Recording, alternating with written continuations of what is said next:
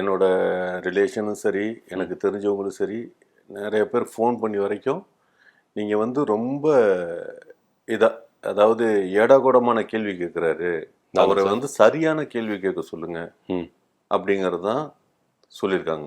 புரியுதுங்களா? அதனால சரியான கேள்வி கேளுங்க. ஏன்னா ஊன்லாம் இல்லை, நீங்கள் தயவு செஞ்சு சத்தியம் பண்ணுங்க. சார் இதுக்கெல்லாம் இதுக்கு சார் சத்தியம்? நான் கேள்வி கேட்கறேன், நீங்க பதில் சொல்லிட்டு போங்க டீசெண்டா. இதுக்கெல்லாம் இதுக்கு சத்தியம் ஏங்க சத்தியம் பண்ணி கொடுங்கன்னா சத்தியம் பண்ணி கொடுக்கறதுக்கு இல்லைன்னா நான் கிளம்புறேங்க. சரிங்க சார், சத்தியம் பண்ணி கொடுத்தாதான். சரிங்க சார், நான் வந்து உங்களை நியாயமா கேள்வி கேட்கறேன், சரியான கேள்வி கேட்கறேன்னு நான் சத்தியம் பண்ணி தரேன். அதே போல நீங்க எனக்கு ஒரு சத்தியம் பண்ணி தரணும். நீங்களும் சரியா பதில் சொல்லணும், நியாயமா பதில் சொல்லணும்னு சொல்லிட்டு நீங்களும் சத்தியம் பண்ணி கொடுங்க, நான் சத்தியம் பண்ணி தரேன். நான் சத்தியம் பண்ணி கொடுக்குறேன். சத்தியம் பண்ணுங்க. சத்தியம் எங்க தலைவன் மேல சத்தியம் பண்ணி கொடுக்குறேன்.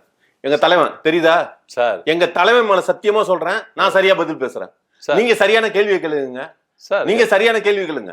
அது இல்ல சார், எல்லாம் அப்பா அம்மா மேல சத்தியம் பண்ணுவாங்க, சாமி மேல சத்தியம் பண்ணுவாங்க, உங்க தலைவன் மேல சத்தியம் பண்றீங்க. இது எப்படி எந்த விதத்துல லாஜிக்கா நான் எடுத்துக்க முடியும்? நான் ஏதோ உயிரா சார் அவரு கூட பொய் சொல்லிட்டு இருக்காரு, அது மாதிரி நீ பொய் சத்தியம் பண்ணுவீங்கன்னு எனக்கு எப்படி இது பண்ண முடியும்? ஏகப்பட்ட பொய் சொல்லிட்டு இருக்காரு அவரு. ஓப்பனிங்க ரொம்ப முரண்பாடா என்ன போய் பேசுறாரு, எப்ப போய் பேசுறாரு உங்களுக்கு தெரியுமா? போற கூட்டங்கள் எல்லாம் போய் தான் என்ன போய் பேசலாம், உண்மை பேசிட்டு இருக்காரா சார்? அப்ப நீங்க சத்தியம் பண்ணிட்டீங்க, சத்தியத்தை மீறினீங்கன்னா எதனா ஒண்ணு ஆயிடுச்சுன்னா உங்க தலைவருக்கு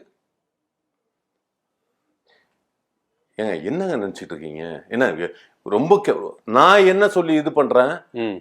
தலைவன் மேல சத்தியம் பண்ணதுக்கு தலைவனுக்கு ஏதாவது என்னங்க என்ன வார்த்தை பேசுறீங்க சார்? நல்லதுக்கு தான் சார் சொல்றேன். இப்போ உங்க தலைவர் பொய்யா சுத்தி நிக்கிறாரு, நீங்க உங்க தலைவர் மேல சத்தியம் பண்ணும்போது அது எப்படி உண்மையா இருக்கும்? அதுவும் பொய் சத்தியமா தானே இருக்கும். ஏங்க எங்க தலைவன் சத்தியமே ஜெபத்தே அப்படிங்கிறாங்கல்ல, அந்த மாதிரி சத்தியத்தின் வழி நடக்கிறது. ஏங்க சத்தியம் சொல்லி நிறைய பேர் வாழ்வாங்க, ஆனா சத்தியத்தோட நடக்க மாட்டாங்க. ஆமா, கோர்ட்டில் இருக்கிற எல்லா குற்றவாளியும் சத்தியம் பண்ணி தான் உள்ளார போவாங்க, சத்தியம் பண்ணி தான் வெளியில விடுதலை ஆவாங்க. ஆனா எவனாவது சத்தியத்தின் பிரகாரம் நடக்கிறானா? காந்திக்கு அப்புறம் எங்க தலைவன் தான் சத்தியாகிரகம்னு ஒண்ணு நடத்துறாரு இல்லையா? எதுக்காக? சத்தியத்தை மீறக்கூடாதுங்கிறதுக்காக.